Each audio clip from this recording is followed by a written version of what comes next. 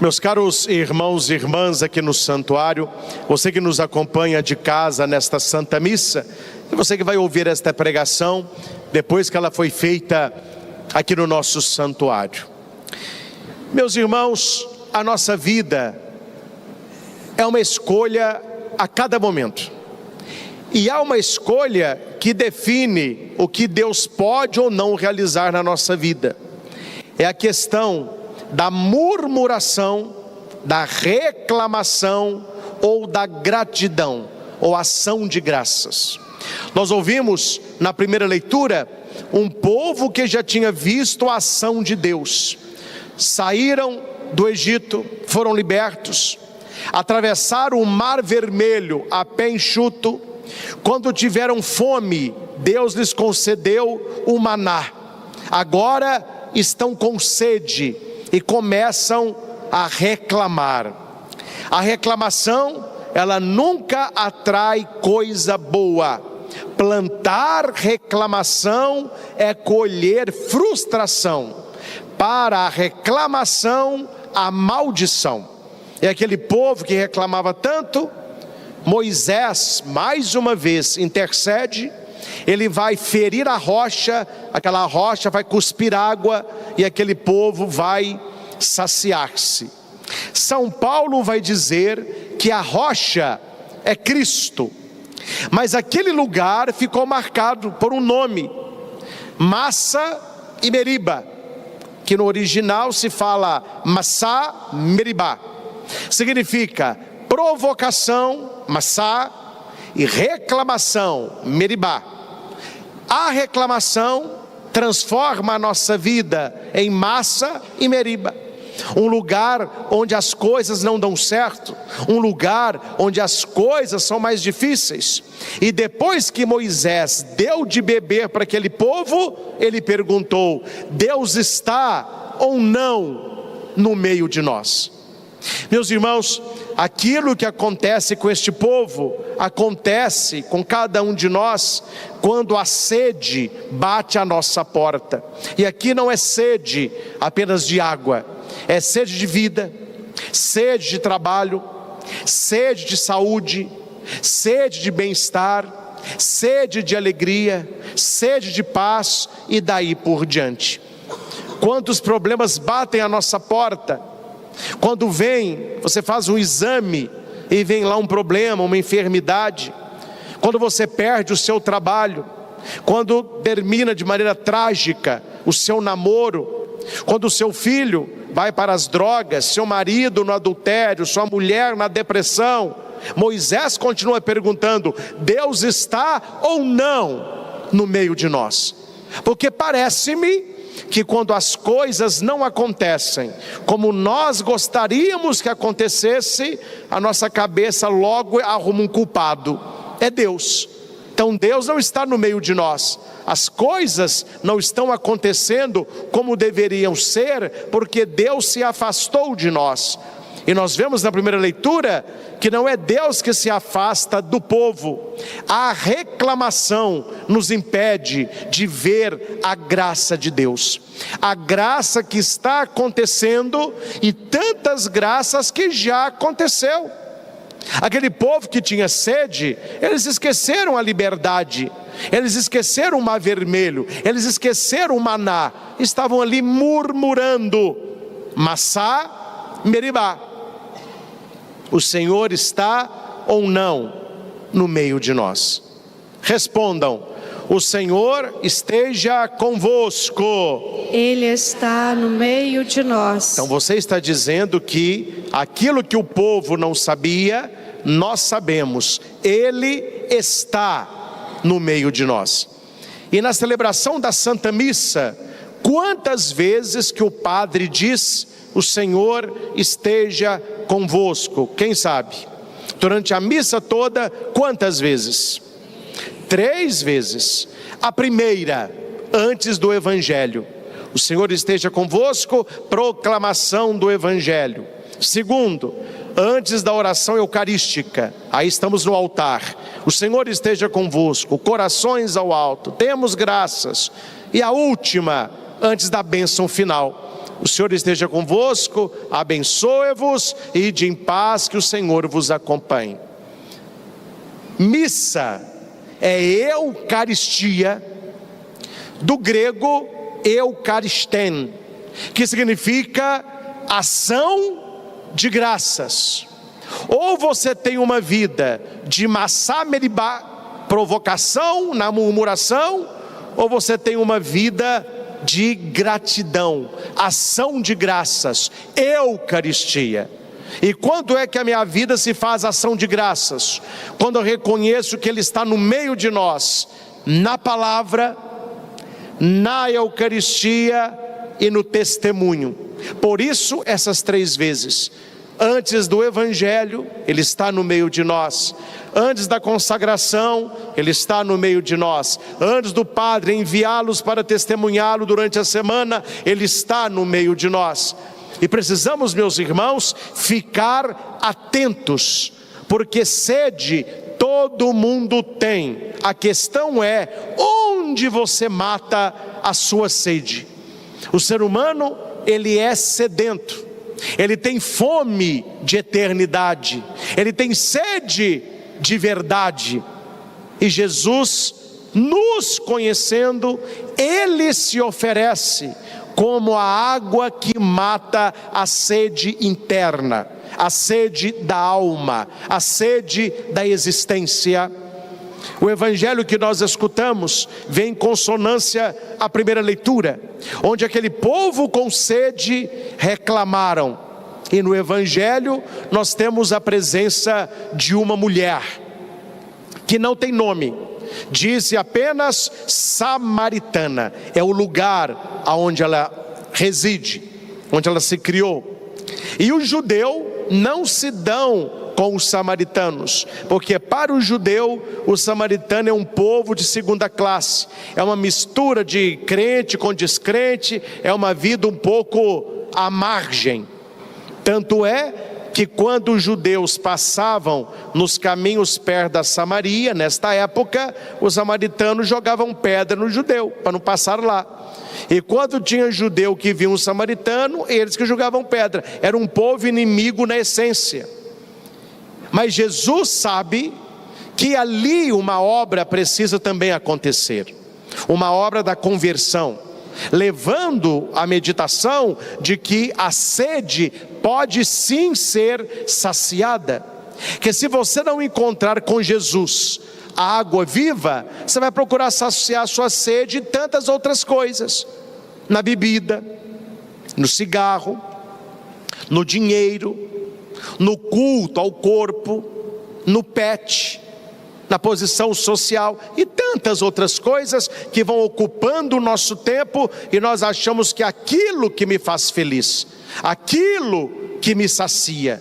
Eu sou uma pessoa feliz porque eu tenho dinheiro, eu sou uma pessoa feliz porque eu tenho uma casa, eu sou uma pessoa feliz porque eu tenho saúde, eu sou uma pessoa feliz porque eu tenho um pet, eu sou uma pessoa feliz porque eu namoro. Só que a felicidade humana, ela tem prazo de validade.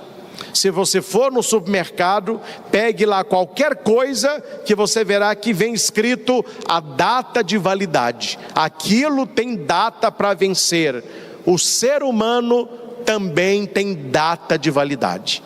E quando nós colocamos a nossa felicidade naquilo que não é eterno, você está construindo a sua casa sobre areia e não a rocha que é Jesus Cristo.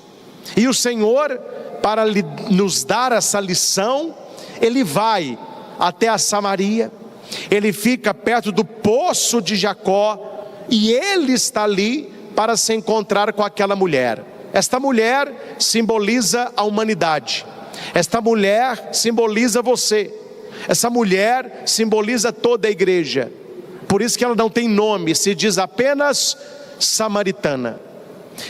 O texto em português, ele diz que Jesus sentou junto ao poço, mas o texto em grego vai dizer que Jesus sentou sobre o poço. Então ele estava em cima do poço, e não tinha como tirar a água com aquele homem ali em cima. Porque quando Jesus senta em cima do poço, ele assume o lugar daquele poço. Não é a água do poço, é a água que jorra do coração dele. Na primeira leitura, Moisés fere a rocha e ela cospe água.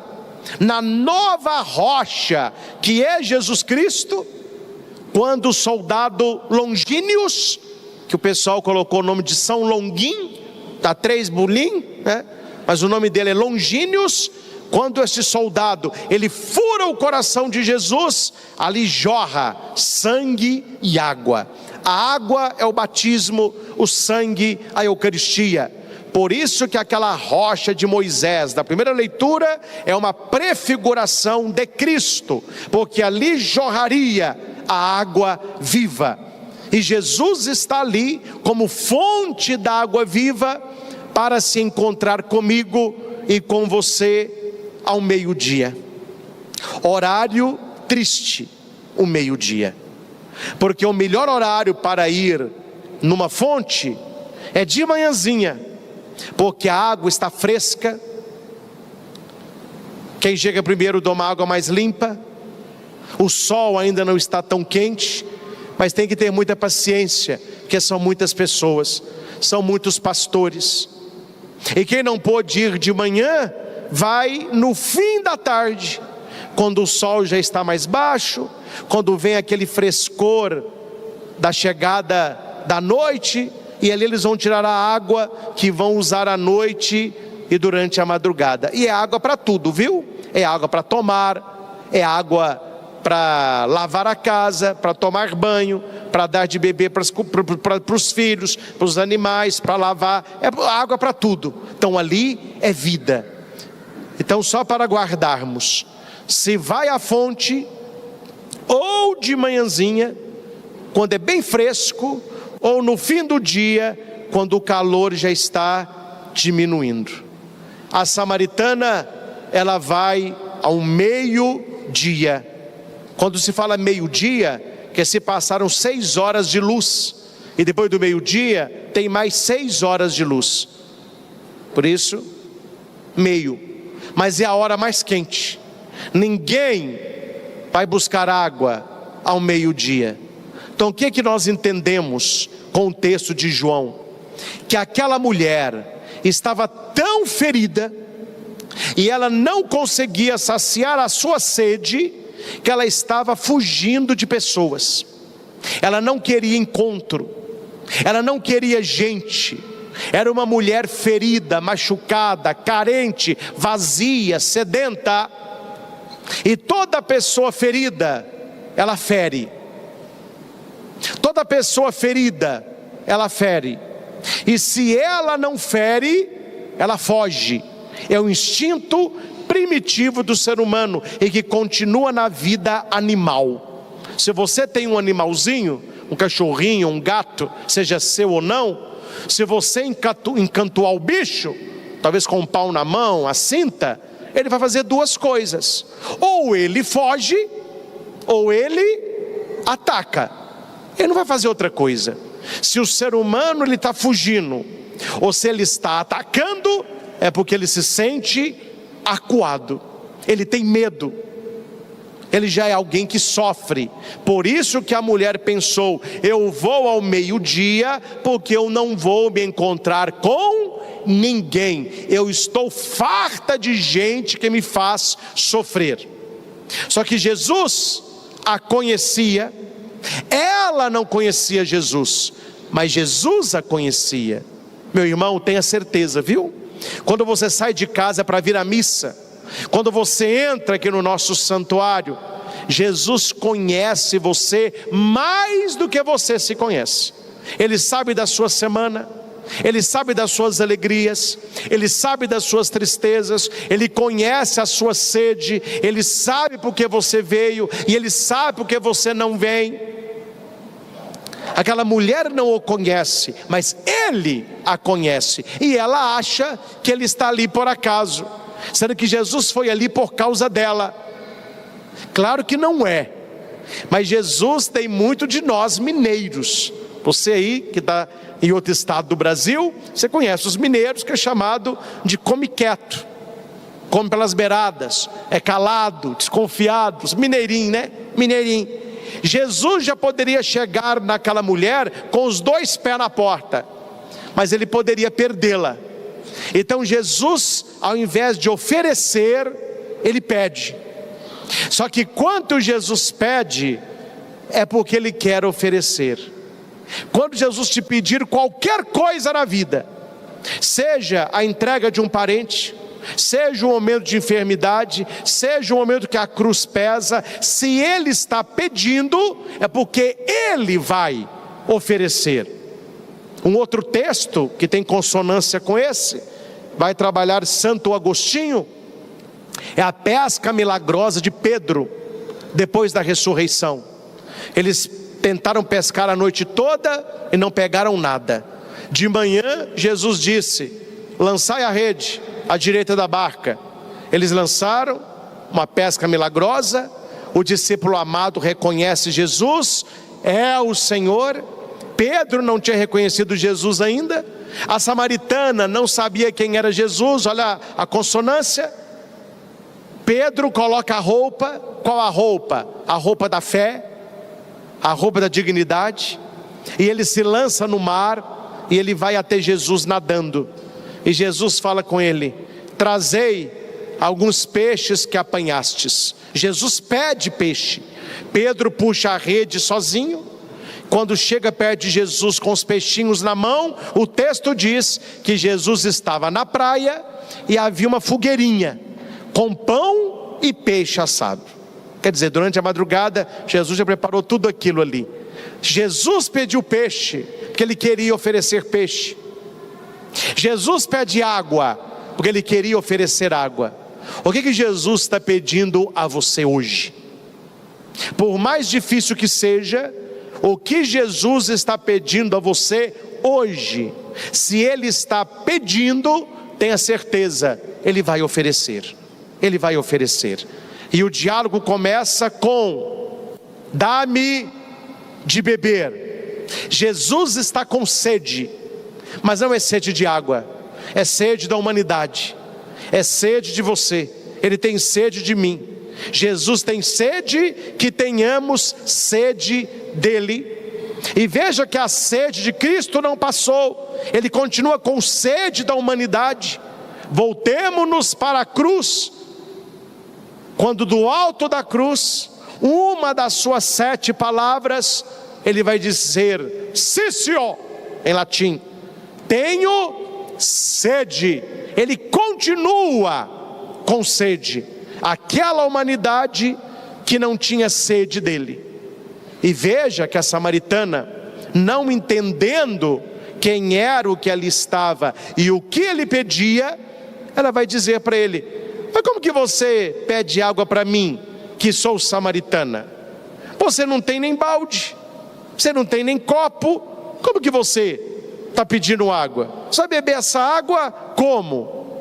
Aí Jesus começa o diálogo com ela. É bonito o evangelho, que o evangelho todo é construído assim: e Jesus disse, e a mulher respondeu. A mulher disse, e Jesus respondeu. Eles vão conversando. É na conversa que se entende. É por isso que eu digo, e vou abrir aqui um parênteses para os casais, que eu trabalho com eventos de casais desde que era diácono. Já tenho 20 anos de padre. Trabalho com casais Brasil afora. E eu sempre falo para os casais: o que mantém casamento não é cama, é diálogo, é conversa. É no diálogo que se entende, é na conversa que a coisa esclarece. Não apenas casamento, amizade, relação profissional, relação interpessoal, relacionamento de vizinhos, relacionamento na igreja. A pessoa que não sabe conversar, ela vive brigando com os outros, ela vive murmurando. E Jesus disse: o que vai me levar ao coração desta mulher é o diálogo, é a conversa. E Jesus começa a conversar com ela, e Jesus vai dizer: olha, se você soubesse quem é que está te pedindo, é você que me pediria, e eu te daria a água viva. E a mulher vai responder: mas que papo que é esse? Claro que ela não usou essa linguagem, se fosse hoje ela usaria: folgado você, folgado você. Não tem balde para pegar água e agora está falando mal desta água. Você por acaso é maior que o nosso pai Jacó, que nos deu este poço? E Jesus vai dizer para ela: olha, você está com sede, por isso você veio aqui. Você vai beber água e vai saciar a sua sede, mas você vai ter sede de novo, e você vai ter que voltar aqui. Se você beber da água que eu der, você nunca mais terá sede. Aí se inverte.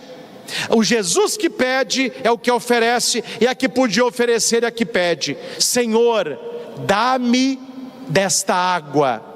Vós adorais a quem não conheceis, nós adoramos quem conhecemos, porque a salvação vem dos judeus.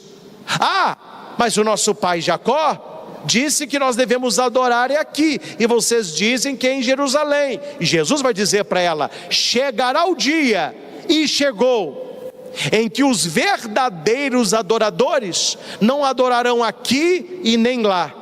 Eles adorarão em espírito e em verdade. Estes são os adoradores que o Pai procura, adoradores que o adorem em espírito e em verdade. Se Deus é espírito, deveis adorá-lo em espírito e em verdade. Mulher, vai chamar o teu marido. Eu não tenho marido. Jesus mostra que conhece aquela mulher quando ele responde: disseste bem, já tiveste 5, e o atual não é o teu marido. Nisso disseste a verdade. A samaritana está no meio-dia, porque qual que é o meio-dia que falta a ela? A adoração. Qual que é o meio-dia que ela já tem? A verdade. Adorarão a Deus em espírito e em verdade. O espírito está faltando, o encontro está faltando, mas é uma mulher verdadeira, e ela aceita a verdade da sua própria vida. Meus irmãos, lidar com uma pessoa mentirosa é dose, mas o pior mentiroso não é o que mente para o outro, é o que mente para si mesmo. Tem gente que acredita na própria mentira. Tem pessoa que mente para si mesmo e acredita que é verdade. Jesus está mostrando para aquela mulher que ela é sedenta, que ela tem sede, que ela quer ser feliz, mas que ela está vivendo uma mentira, porque ela está procurando felicidade em colo de homem. Tem gente procurando felicidade em colo de mulher. Meus irmãos, ninguém vai ser feliz totalmente procurando só homem sem mulher. Não é homem e mulher que vai nos fazer felizes, é o Senhor. Ele olha para aquela mulher e ele não enxerga uma mulher safada. Você é piriguete, já teve 5, agora está no 6º. Não, ele vai além. Ele vê uma mulher sofrida, que não queria ficar sozinha, que quer ter alguém do lado, que quer repartir a própria vida. Uma mulher que vê a alegria das outras e que também quer ser feliz. E ela se entrega ao primeiro, não deu certo. Aí ela vai para o segundo, mentiu para ela. Ela pega o terceiro, atraiu. Vai para o colo do quarto, abandonou. Foi para o quinto, não deu certo. Agora ela está mais um, o 6º. E Jesus disse: e ele não é o teu marido. Nisto disseste a verdade. E a mulher não fica com raiva, porque Jesus fala com ela que aquele não é o marido dela, e que ela tem uma vida de pecado. Ela vai dizer: vejo que tu és um profeta. Eu não te conheço, mas o Senhor me conhece. Meus irmãos, aqueles homens que essa mulher teve, certamente quiseram o corpo dela, quiseram se deitar com ela, quiseram ter prazer com ela, tocaram-lhe o corpo, beijaram-lhe os lábios, mas não tocaram o coração. Não chegaram ao mais íntimo daquela mulher. É por isso que Jesus se coloca como o sétimo homem, porque o milagre só acontece no sétimo. 6 talhas nas bodas de Caná, Jesus é a 7ª talha. 5 pães e 2 peixes, 7. 7 sacramentos, 7 notas musicais, 7 dons do Espírito Santo, 7 dias da semana, 7 milagre. Jesus é o 7º homem, porque se você não sabe, o poço naquela época eram as praças, na década de 80 e 90. Minha mãe conta como que ela conheceu o meu pai. Em Itaúna tinha o Cine Rix, que era no cinema, humilde, mas era o Cine Rix. Ficava perto do José Gonçalves de Melo, que era uma rua que saía da Praça da Matriz. E atravessando a Praça da Matriz, tinha na esquina uma sorveteria. Os rapazes ficavam parados no muro do Cine Rix, com o pé, jaqueta de couro, gel no cabelo, né? Calça boca larga, sapato preto com salto, né? Tipo os embalos de sábado à noite. E as moças, de mãos dadas ou de braço dado, ficavam indo do cinema para a sorveteria. Elas ficavam passeando assim, ó. E os rapazes, ó, ali começava a paquera. Então, quando um rapaz queria uma namorada, ou uma moça queria um namorado, onde que eles iam? Para chamado passeio, para o passeio da Matriz, porque eles ficavam passeando. Há 2000 anos atrás, quando uma moça ou uma mulher queria um marido, um pretendente, ela ia para onde? Para o poço, porque ali tinham pastores, tinha gente, tinha feira, ali ela podia encontrar alguém. É por isso que Jesus vai encontrar essa mulher no poço, porque Ele quer ser o esposo dela, porque ela simboliza a igreja, ela simboliza a humanidade.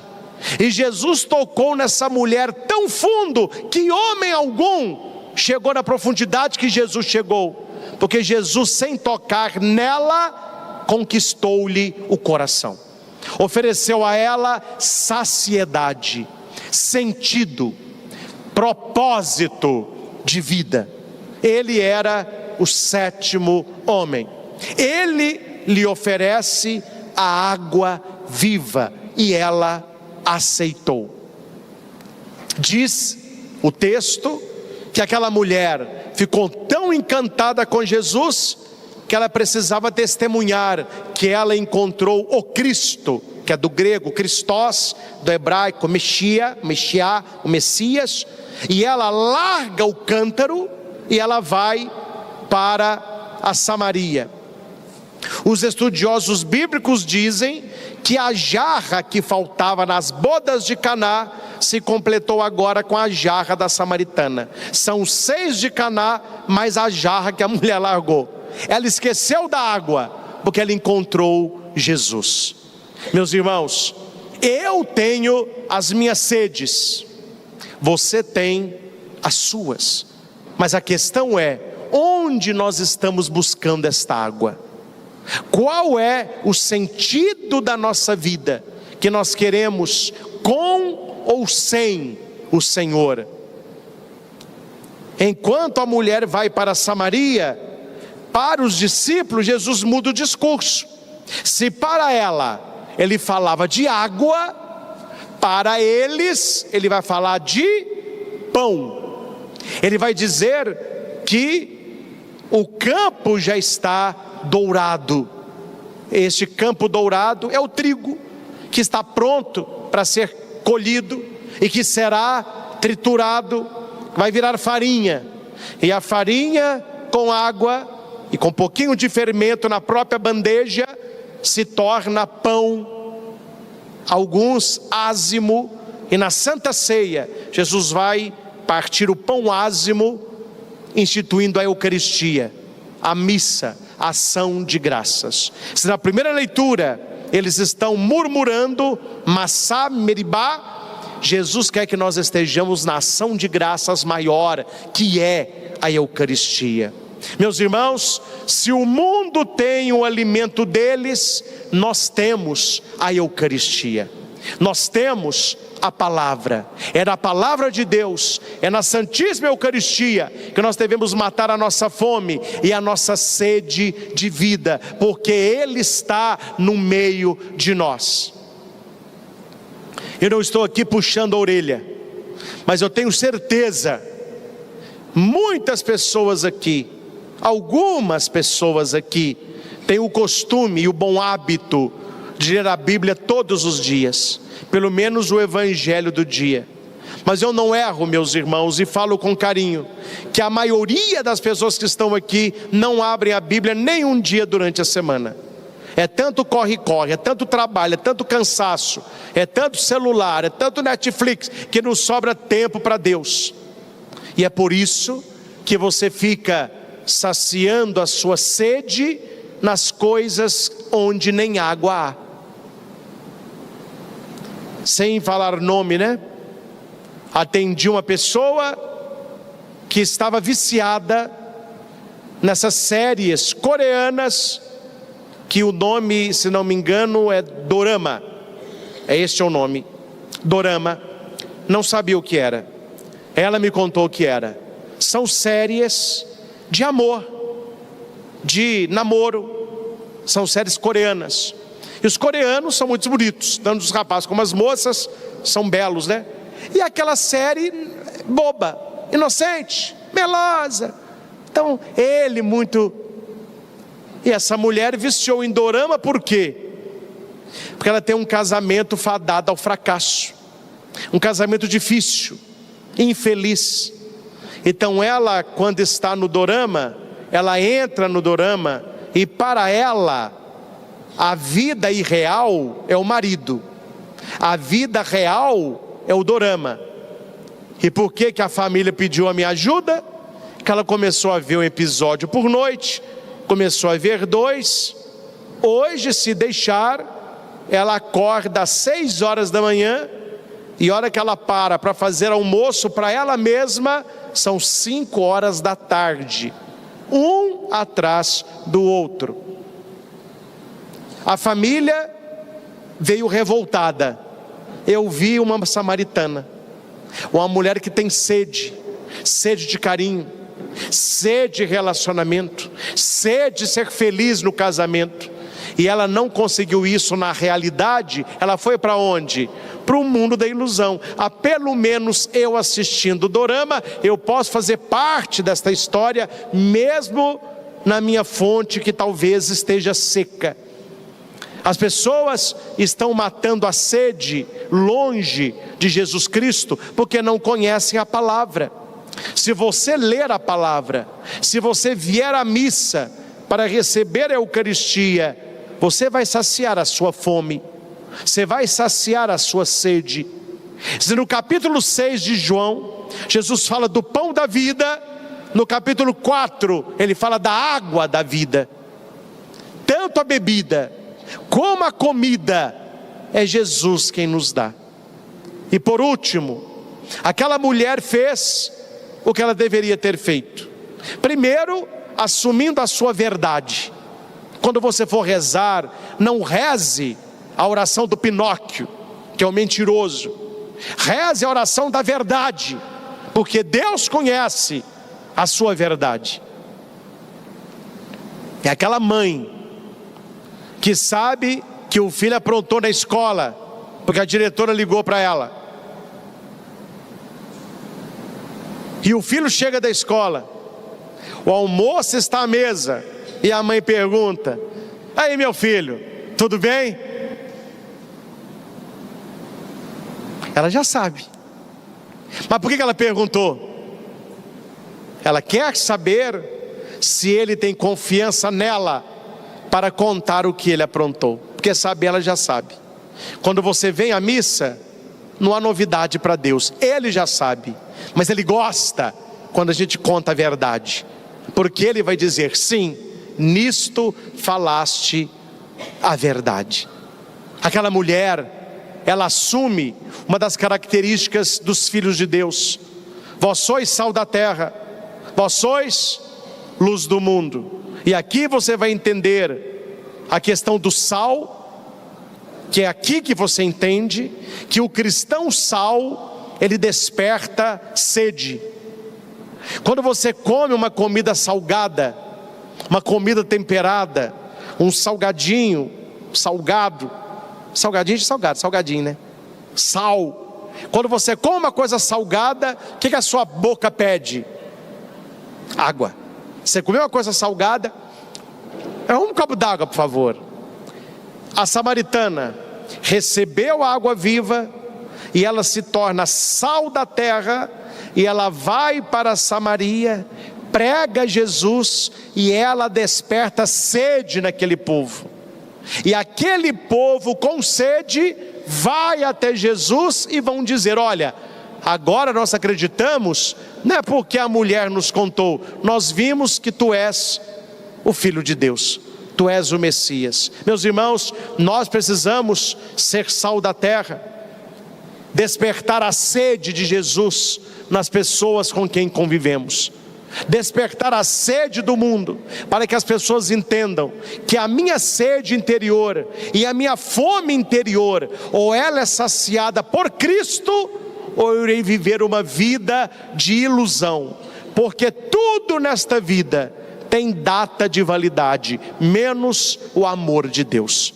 Sejamos, meus irmãos, esta noite como esta samaritana, nos encontremos com Jesus no poço da nossa história, peçamos a Ele a água viva, a água que sacia, a água que cura. Voltemo-nos à nossa origem, que é a água. Nós fomos gerados no líquido amniótico, no útero da mamãe, fomos batizados no útero da igreja, que é o batistério. Hoje tivemos batismo aqui no santuário, e eu falava para os pais, para os padrinhos, que aquele coração de Cristo rasgado simboliza aquela pedra de mármore também rasgada. Se você olha para a pia, ela tem um rasgo, e ali a água jorra no batismo. E eu falava para eles: é o coração de Cristo jorrando a água viva do batismo. Esta água viva não é que Cristo vai nos dar, Ele já nos deu no batismo, Ele já nos purificou no batismo. É preciso assumir o nosso batismo e ser uma testemunha. O bonito do texto é que a samaritana não guardou aquela experiência para ela. Ela encontrou Jesus e ela quis anunciá-lo, testemunhá-lo, e converteu muitas pessoas. Ali já não era mais samaritano, ali já não era mais judeu, ali eram pessoas sedentas indo à fonte. Leia em Apocalipse que do templo saíam rios de água viva, e as pessoas iam no templo para se saciar com aquela água. Esta água jorra do coração de Jesus. É por isso que no segundo domingo, depois da Páscoa, nós celebramos a festa da misericórdia, aquela jaculatória maravilhosa. Ó sangue e água, que jorrastes do coração de Jesus como fonte de misericórdia para nós, confio em vós. O que a samaritana não conhecia, nós conhecemos: o Senhor. Água viva, pão da vida, palavra que cura, Eucaristia que alimenta. Saiamos, meus irmãos, dessa Santa Missa assim como a samaritana saiu de perto daquele poço. Ela chegou carente, uma vida errada, com seu cântaro vazio, e ela saiu mais leve, porque ela deixou o cântaro. Nesta quaresma, qual que é o cântaro que você precisa deixar? O que precisa ser abandonado da sua vida? O que precisa é deixado de lado. Me desculpe, mas se ajudo, eu falo ao teu coração agora. Peça ao Espírito Santo, não é o Padre. Peça ao Espírito Santo que te mostre se na sua vida há pessoas que precisam ser deixadas, se há pessoas que não devem fazer parte do seu ciclo de amizade, porque pessoas erradas te levarão a lugares errados. Pessoas erradas, lugares errados. E pior que a pessoa, e pior que o lugar, é a ocasião que o mal cria para que a tentação vire pecado. Nós dizemos que a ocasião faz o ladrão. 3 coisas que nós precisamos vigiar na nossa vida: pessoas, lugares e ocasiões. E aqui, meus irmãos, não há como fugir, viu? Há jarros que devem ser deixados para que você tenha uma vida mais leve. Aquela mulher deixou um jarro. Qual é o jarro que você deve deixar? É alguém? É algum lugar? É algum comportamento? Isso é quaresma. Não sejamos um católico folha de taioba. Você conhece taioba? Vocês conhecem taioba? Adolescente, acho que nunca viu falar. Não é de pé no chão na roça, né? Eu, quando ia no sítio da minha Dinha, eu não era nem seminarista, era ainda criança. Aonde caía a água da pia, ali aquela água da cozinha, perto do galinheiro, tinha umas folhas grandes, chamava taioba. E meu avô dizia: se você quiser taioba para o almoço, olha a folha da taioba, ela tem um risquinho que contorna a folha toda.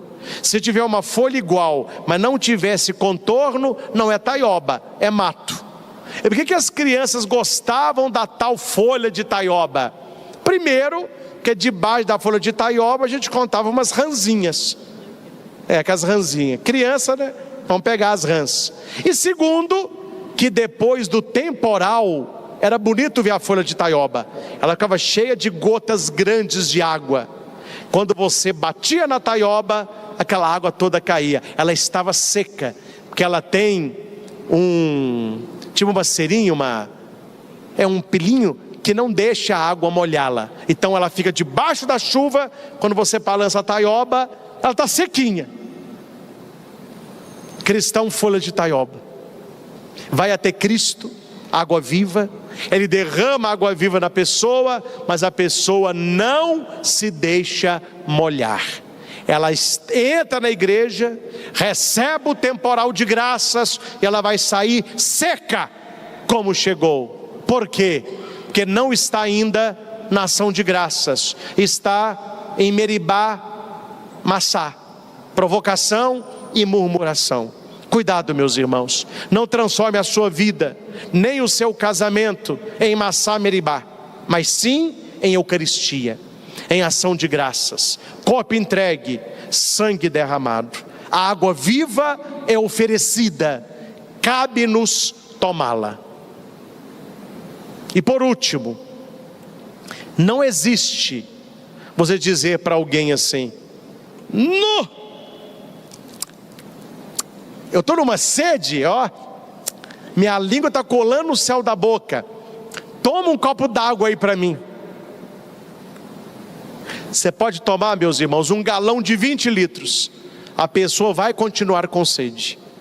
É pessoal. Cuidado, viu? Quando você convida pessoas para virem à missa, e a pessoa sempre diz para você assim: "Não, eu não vou não, mas reza para mim, toma água para mim, come para mim, recebe a bênção para mim." Não sei como é possível isso. Ou você toma água, ou você experimenta água, ou você coloca água para o seu interior, ou todos podem tomar água, e você continuará sedento. E depois que sair de perto do poço, o demônio tem outros poços para te oferecer, outros lugares para você ir. Ele vai criar outras ocasiões para você estar. E para aquele que não conhece a água viva, e aquele que diz: ai, se você soubesse quem fala contigo, nós vamos beber a água do mundo e vamos trazer para dentro de nós o que deveria permanecer eternamente fora. Que Nossa Senhora, a mãe da fonte da vida, nos ensine nesta quaresma a abrirmos mão de tudo aquilo que nos escraviza, para recebermos de Jesus o sentido maior da nossa vida. Só Jesus Cristo é capaz de dar sentido à nossa vida. Bebamos da água, saciemos o coração e testemunhemos o Senhor, muito mais com a vida do que com as palavras. A Jesus Cristo, água viva do Pai, toda honra, glória e louvor. Louvado seja nosso Senhor Jesus Cristo, para sempre seja louvado. Queridos irmãos e irmãs aqui no nosso santuário, você que nos acompanha aí de casa, e você que vai ouvir esta pregação depois que ela foi aqui realizada. Sabemos que o ser humano é o ser da fome e da sede. Nós temos fome e sede sempre. E há pessoas que têm, parece, uma fome e uma sede maior que a dos outros, porque tem gente que no almoço já está falando da janta, tem gente que no café da manhã já está sonhando com o lanche da tarde. Por quê? Porque o nosso estômago sempre digere o que ele vai cair, e o ser humano tem uma fome insaciável, não vai se saciar. Nós nos saciamos temporariamente, basta você ter uma bela refeição, talvez um sono, pouco tempo depois você já estará querendo comer de novo e beber de novo. É por isso que Jesus fala muito sobre a comida eterna e a bebida eterna. No evangelho que ouvimos da samaritana, vai misturar ali a sede dela por água, a sede dele por ela e a fome dos discípulos por ele.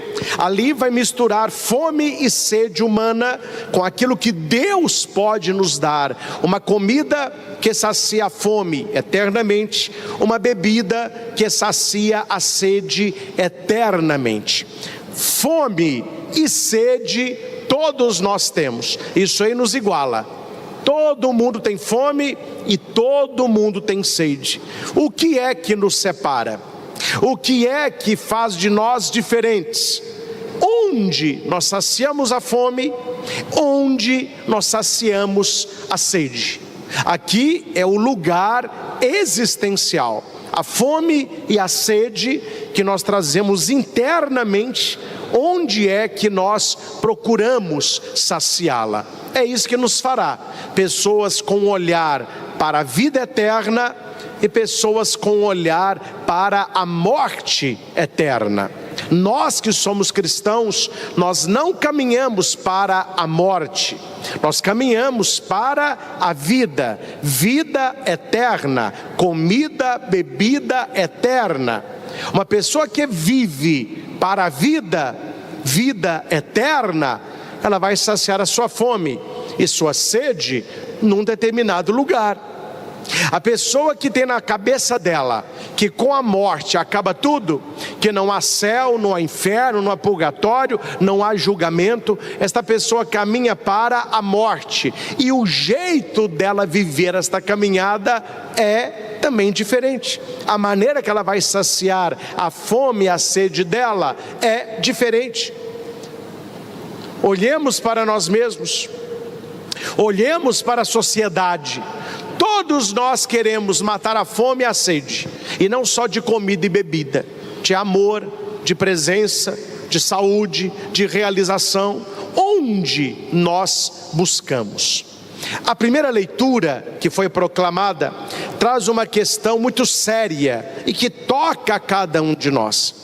Quando as coisas não vão bem, quando falta a comida e a bebida, no caso, amor, saúde, estudo, trabalho, o que vem à nossa mente e ao nosso coração? Nós ouvimos na primeira leitura que se usa muito o verbo murmurar, reclamar. A reclamação, ela afasta a graça de Deus. Se nós soubéssemos o tanto que a reclamação, ela influi até na nossa célula, até no nosso corpo, até no nosso físico, o que dirá nas emoções e na espiritualidade. Toda vez que o povo murmura, coisas ruins aconteceram, acontecem e acontecerão.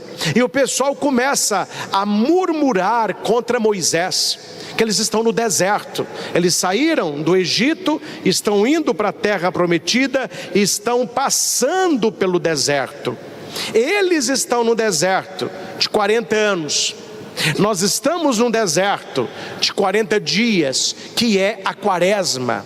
E nesta quaresma, nós estamos encontrando a saciedade ou a murmuração. Quem está satisfeito, não murmura. Quem satisfeito não está, reclama. Por isso eles reclamaram com Moisés: por que nos fizeste sair do Egito? Foi para nos fazer morrer de sede? E Moisés, ele vai lançar sobre aquele povo uma pergunta. Antes de dar água milagrosa da rocha, ele vai perguntar para aquele povo: o Senhor está ou não no meio de nós? O Senhor esteja convosco. Ele está no meio de nós. Quantas vezes na missa o padre fala isso e vocês respondem?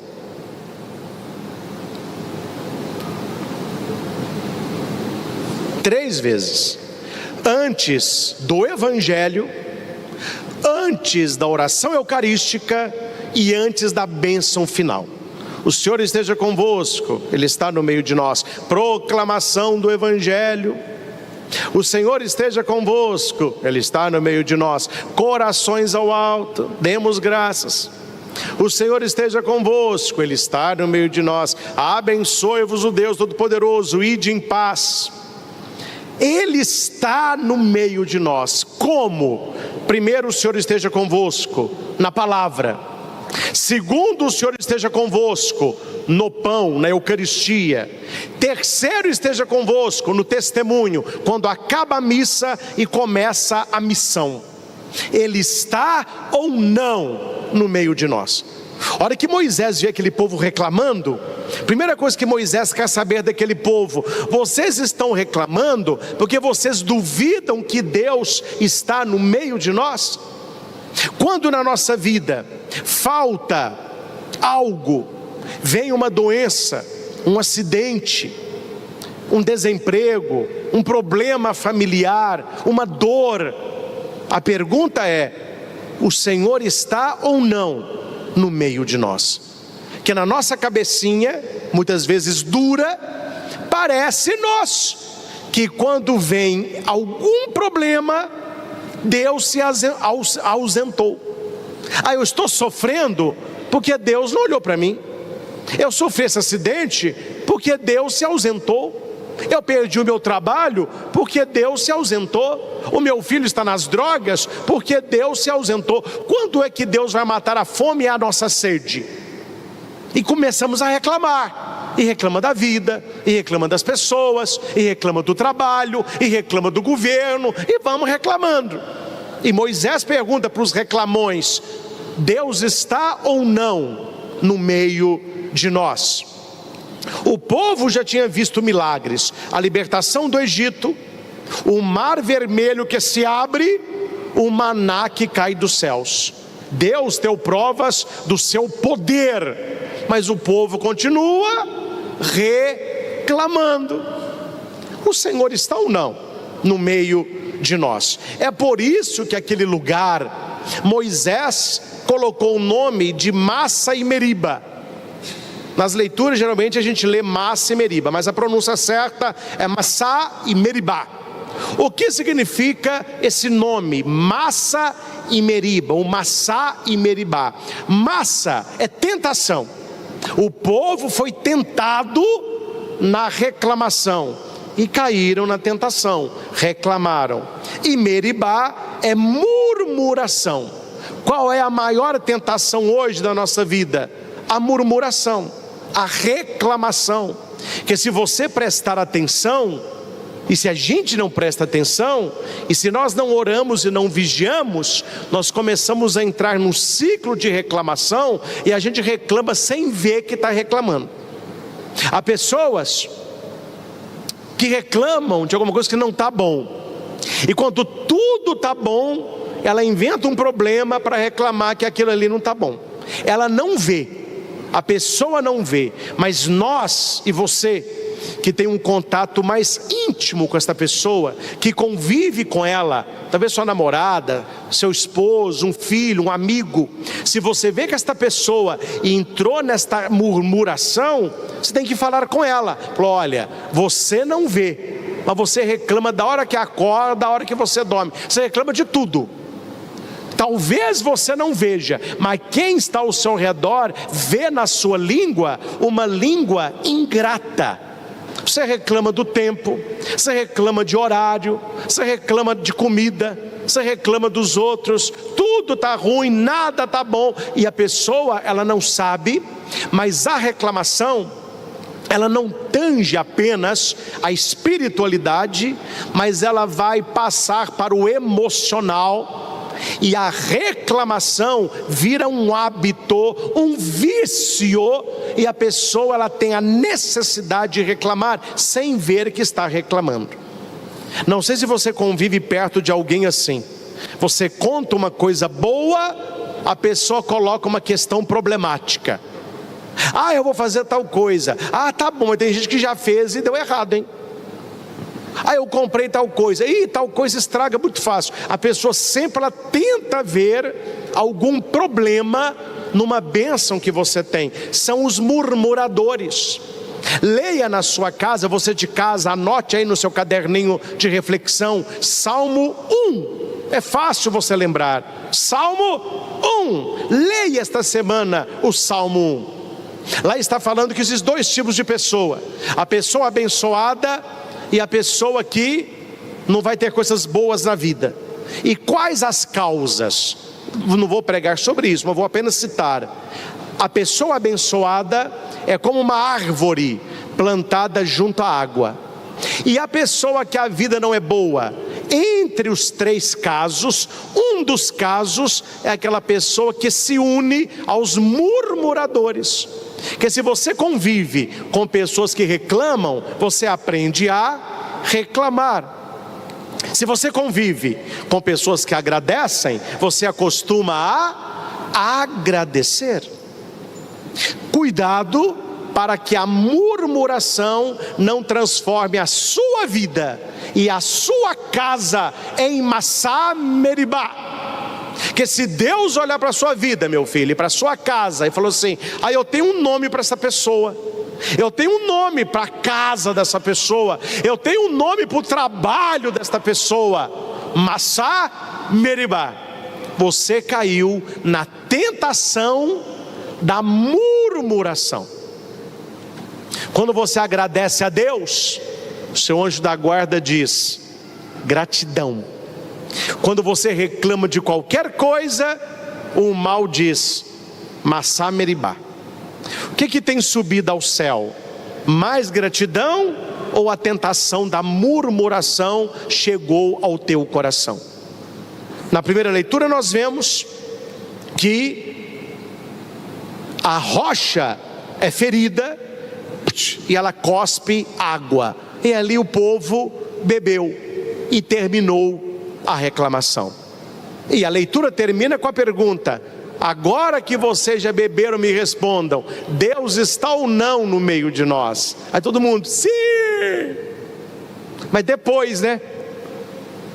Nós devemos dar a prova de fé na hora da sede, é na hora do desemprego, é na hora que você vai no médico e recebe que você tem uma doença grave, é quando o seu filho está na droga, na bebida, na prostituição, quando você não se livra da depressão, etc. É nesse momento que você precisa confiar em Deus, dizer: apesar de tudo, Ele está no meio de nós, e no momento certo Deus vai agir. Padre, por que eu não sinto Deus em todas as circunstâncias? Porque você não está aprofundando na palavra e na Eucaristia. É aqui que você tem a presença maior de Deus, lendo a palavra e recebendo o pão eucarístico. Eu penso, meus irmãos, é que eu sou muito aberto com vocês, você de casa também me conhece há muito tempo. Eu penso que missa, para quem não entende, é um porre. Nossa Senhora, missa, para quem não entende o que está sendo celebrado, eu acho que não tem coisa mais chata na face da terra. Senta, levanta, senta, amém, amém. E o padre, eu só falo, que hora que acaba esse negócio, hein? Aí o coral, ó Senhor, ai meu Deus. A pessoa não está entendendo nada, falo, nome, coisa chata, todo domingo é a mesma coisa, não, coisa sem graça. Mas quando você sai de Massá para Meribá e você entra para a Eucaristia, o que significa Eucaristia? Ação de graças, Eucaristem, ação de graças, do grego. Olha, a pessoa que murmura da missa, ela está em Massá Meribá, ela não entrou na Eucaristia, porque a Eucaristia é ação de graças. Quando você entende o mistério, quando você vive a missa, e você não apenas assiste, mas você vive a missa, aquilo te sacia. E um domingo sem missa é uma semana sem graça, fica faltando alguma coisa. Não estou criticando não, estou apenas contextualizando. Vindo para cá, eu vi muita gente fazendo caminhada, Cooper, bicicleta, alongamento, saúde física. Mas a minha pergunta é: estes estão procurando também cuidar do físico? É bom, é necessário, mas aquele povão todo, eles estão procurando no domingo, o dia do Senhor, a saúde espiritual? Porque senão, meu filho, eles cuidam da casca, do físico, e Deus vai dizer: quem vê cara não vê coração. O homem vê a aparência, Deus vê a essência. Então precisamos ter esta atração pelas coisas de Deus, e até na missa afastar a reclamação e entrar na Eucaristia, que aquele que entende a Eucaristia, ele viverá todo domingo a sua Páscoa semanal, e ele vai dar graças a Deus. Eucaristia, ação de graças. Quem não vive na Eucaristia vai viver aonde?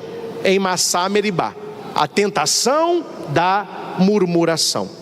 Mas nós vamos aqui para o melhor do domingo: Jesus com a samaritana, os dois com sede. A mulher tinha sede de água, Jesus tinha sede dela. E Jesus vai ali exatamente por causa dela. Ela não conhecia o Senhor, mas Jesus já conhecia. Interessante isso. Você vê no diálogo que o desconhecido para ela é ele, mas ela não é desconhecido. Tanto é que ele faz uma pergunta que ele já sabe a resposta. Meus irmãos, guarde isso, viu? Todas as perguntas de Deus, ele já sabe a resposta. Por isso que muitas perguntas de Jesus, e Jesus pode ser estudado como o homem das perguntas, ele pergunta e ele sai. Por que ele não espera a resposta? Ele já sabe, mas para ele o interessante é a pergunta. Vou dar um exemplo, eu gosto muito de analogia que ajuda a compreender o texto. A sua mãe, o seu marido, o seu irmão já sabe o que aconteceu, mas você ainda não contou. A pessoa chega perto de você e pergunta assim: e aí, tudo bem? Tudo bem. Não quer me contar nada não? Não. Então tá tudo bem. Tudo bem. O que a pessoa pensa? Não confia em mim, porque eu sei que não está bem, porque ele não contou. Agora temos outro exemplo, né? E aí, meu filho, tudo bem? Mãe, tá bem não. Meu marido, vem cá, deixa eu te contar. Meu irmão, vem cá. Falou, não, eu já sabia disso tudo aí. Mas eu te perguntei para às vezes você tinha confiança de me contar para que eu pudesse te ajudar. É assim. Deus, Ele já sabe. Mas quando Ele pergunta, não é para que Ele saiba, é para que Ele saiba se você tem confiança para contar. Quando Jesus senta naquele poço, ao meio-dia, Ele sabia que só viria tomar água ali quem não gostava de gente, quem tinha vergonha, quem tinha receio, quem já foi muito condenado, apontado, julgado, porque a melhor hora do poço são nas primeiras 2 horas do dia, porque a água está fresquinha, está limpa. Então ali iam pessoas, rebanhos e tudo mais. E esse tirar água do poço é tirar água para tudo. É água para tomar, é água para fazer comida, é água para tomar banho e tudo. Por que essa mulher vai ao meio-dia? Porque era uma mulher mal falada. Ela não queria sofrer mais, então ela fugia de gente. Ela foi ao meio-dia, que é o horário mais quente, para evitar pessoas. Meus irmãos, guarde uma coisa no seu coração: toda pessoa difícil é uma pessoa ferida. E toda pessoa que foge de você ou ataca você, ela precisa de amor. Não sei se você já teve cachorrinho, gato ou um animal. Um animalzinho acuado, um gato acuado, ele faz 2 coisas: ou ele foge para salvar a vida dele, e ele vendo que não pode salvar, ele parte para o ataque.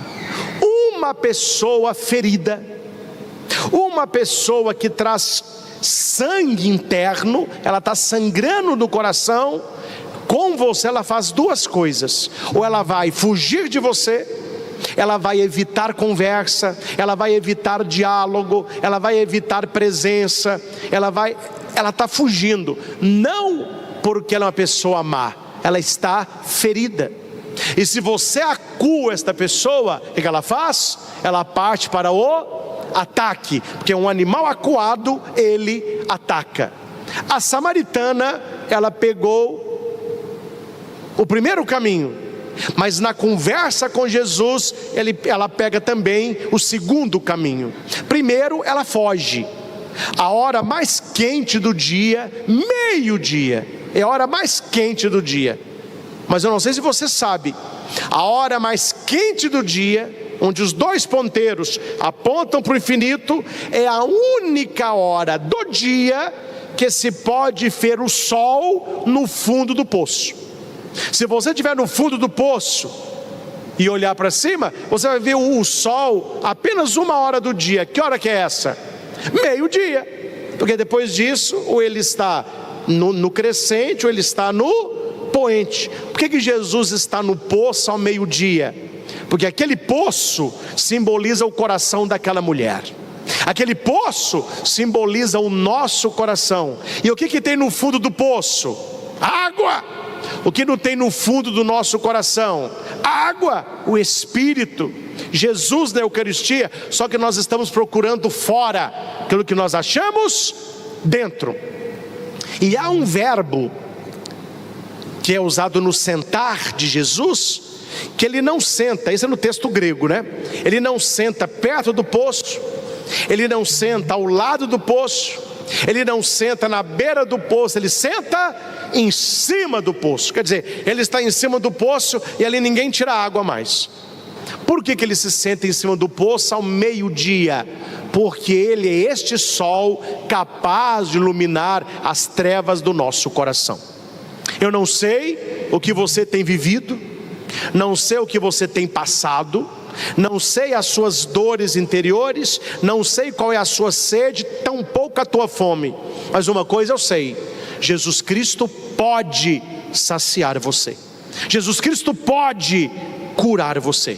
Jesus Cristo pode devolver sentido à tua vida. E aqui não é uma hora de relógio, não interessa o ponteiro do relógio. A hora que a pessoa se abre a Jesus, para ela é meio-dia.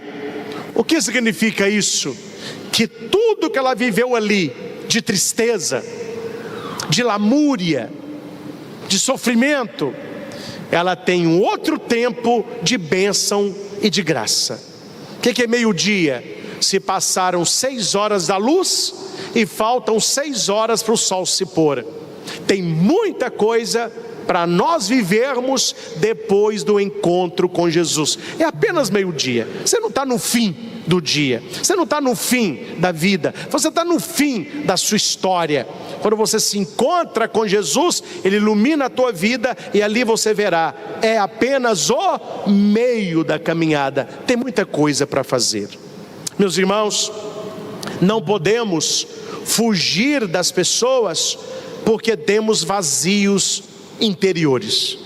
Precisamos nos aproximar de Cristo e Ele vai colocar no nosso caminho pessoas para colaborarem conosco e para nos ajudarem numa caminhada mais feliz. Mas não busque nas pessoas o que só Deus pode te dar. Lembro do meu tempo de seminário, não me lembro qual era a aula, mas um dos professores leu um poema chamado A Cruz da Prostituição, baseada na Samaritana. São as pessoas que têm fome e sede, e na cabeça delas, eu vou me saciar no prazer, então eu tenho que ter prazer. Aí o poema diz que um homem com fome e sede de amor foi beber e comer no lugar errado. Ele foi para um centro de prostituição e ele chega carregando a sua cruz, e ele vê na esquina uma mulher se insinuando, expondo as partes. Uma mulher que também tinha no ombro uma cruz. Os dois se encontram e vão negociar, e o texto diz 30 moedas de prata. E eles vão ter um relacionamento íntimo, vão fazer sexo.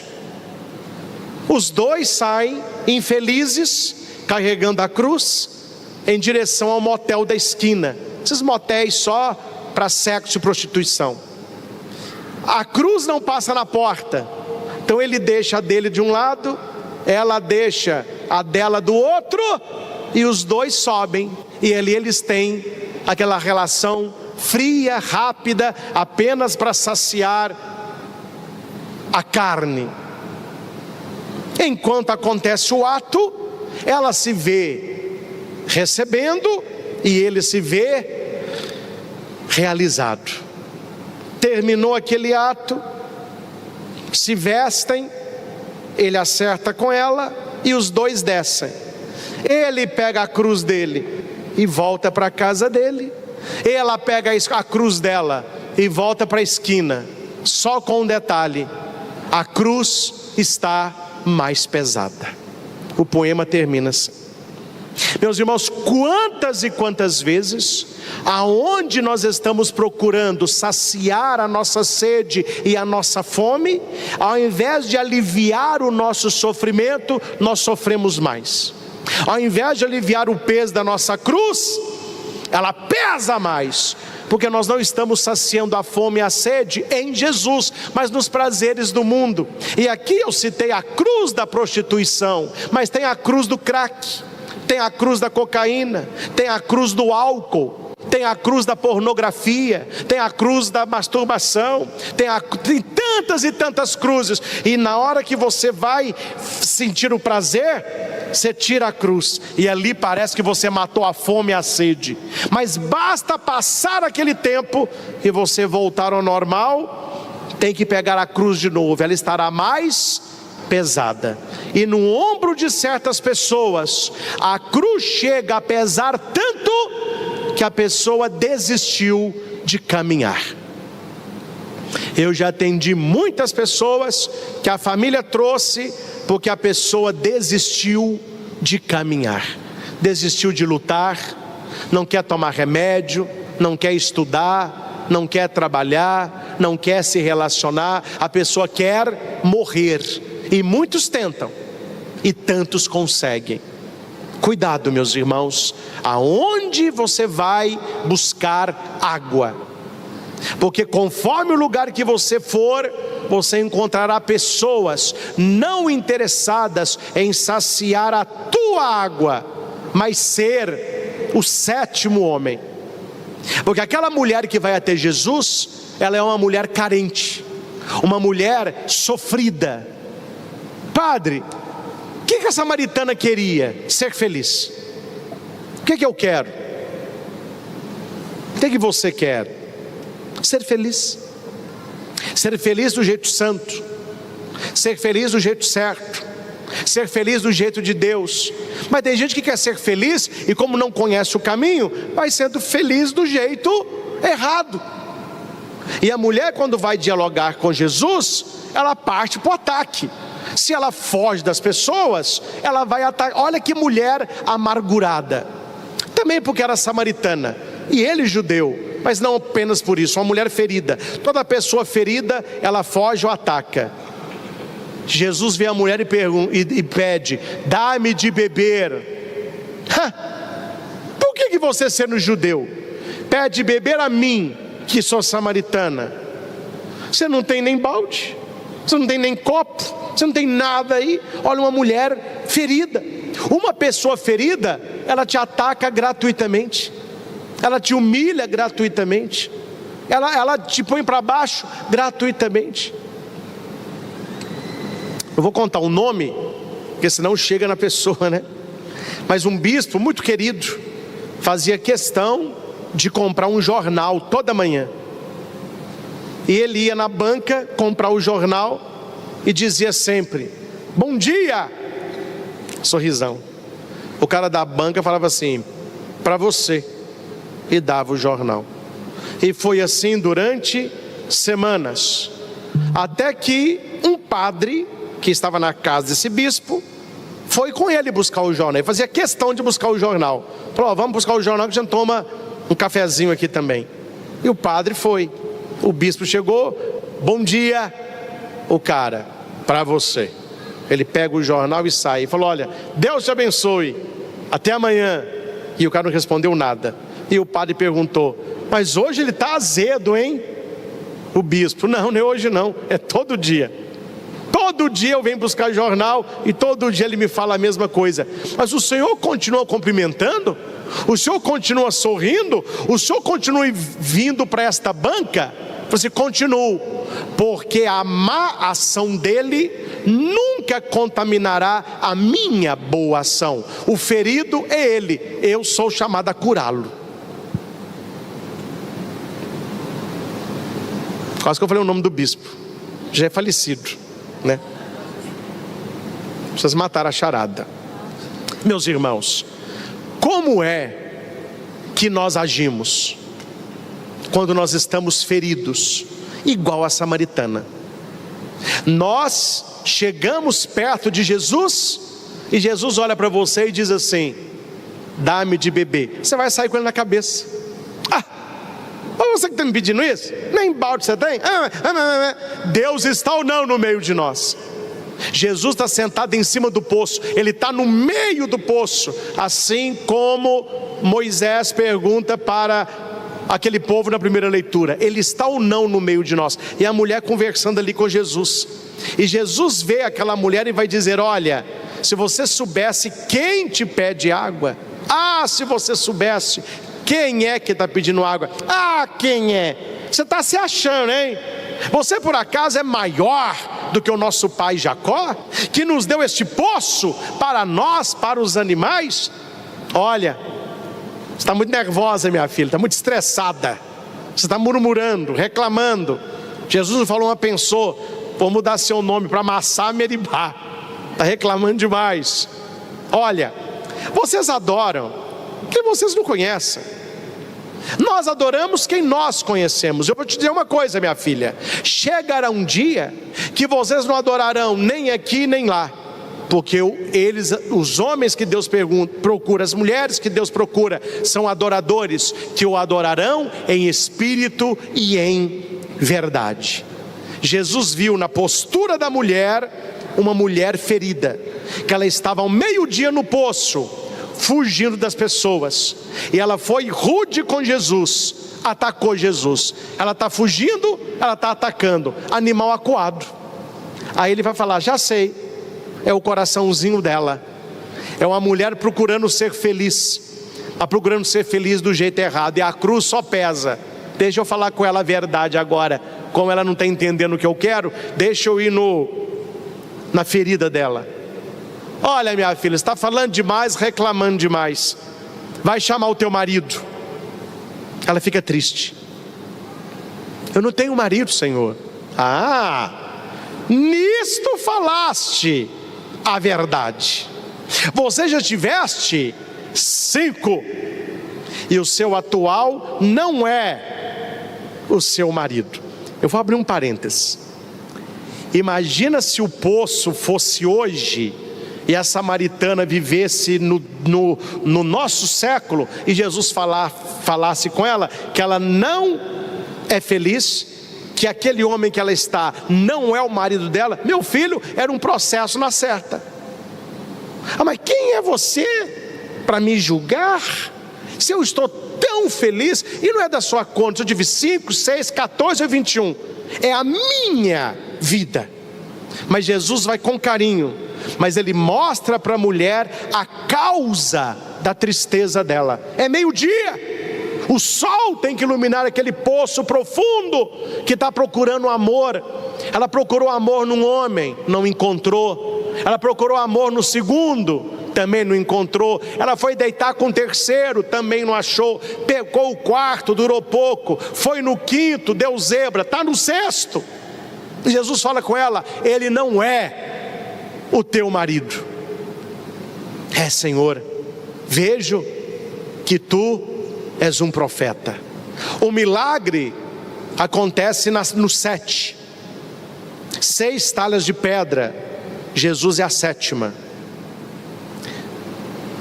5 pães e 2 peixinhos, 7. Dons do Espírito Santo, 7. Dias da semana, 7. Notas musicais, 7. Pecados capitais, e daí por diante.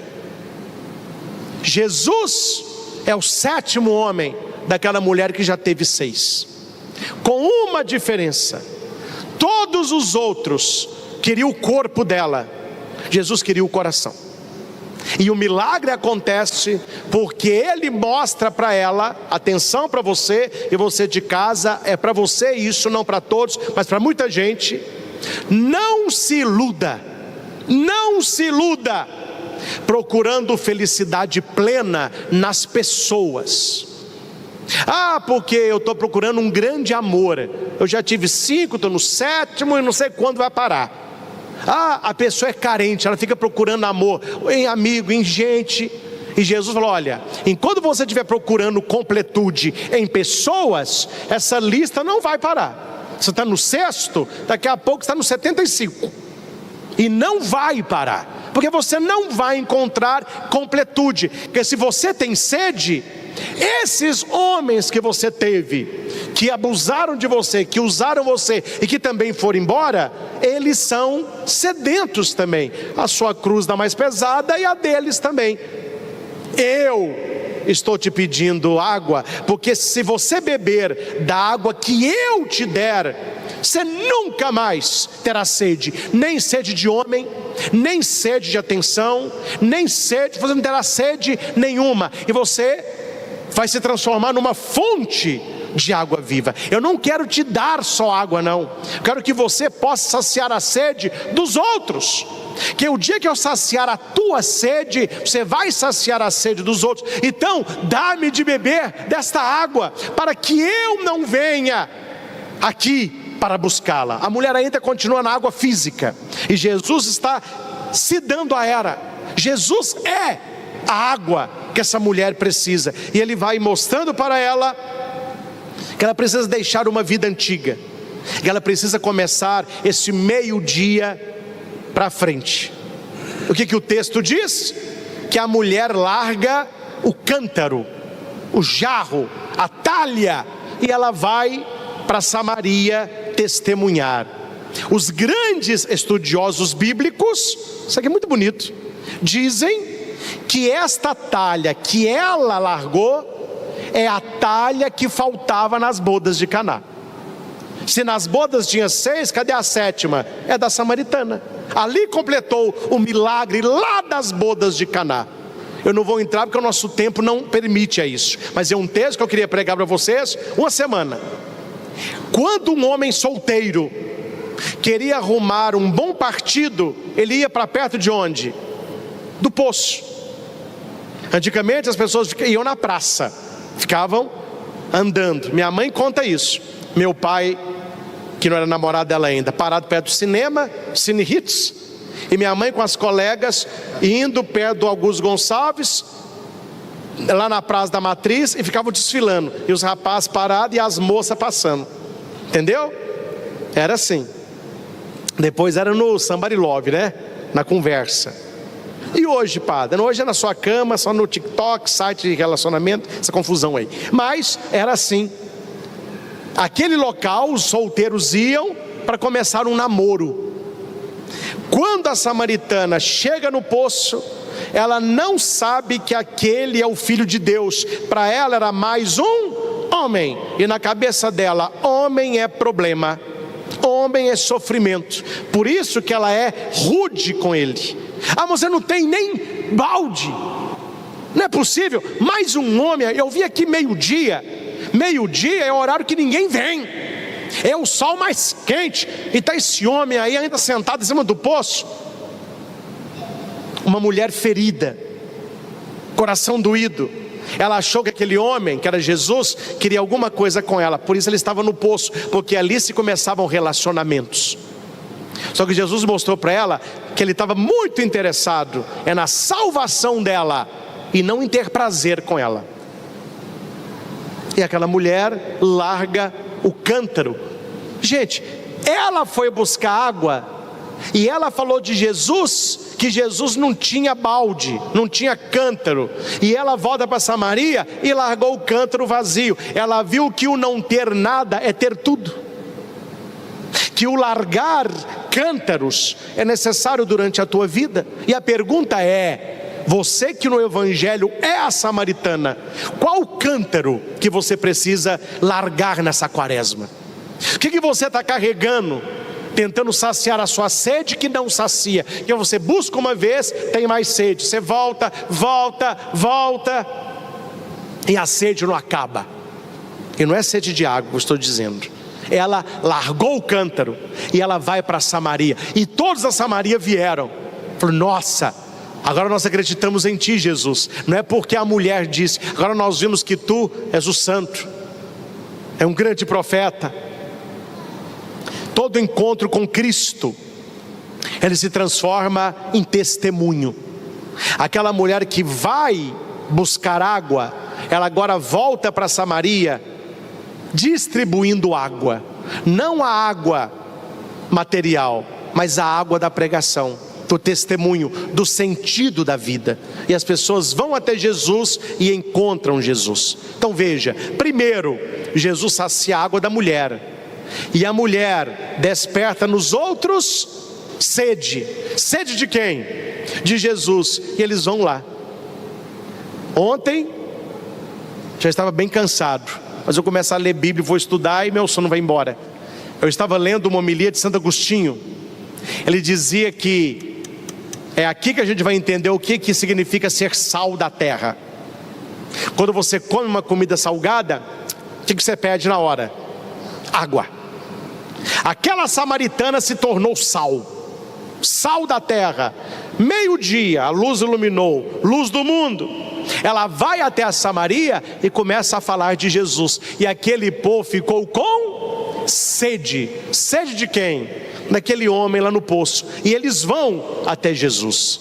Será que você tem sido esse sal, despertando o desejo e a sede das pessoas por Jesus Cristo? Bonita história, bonito evangelho.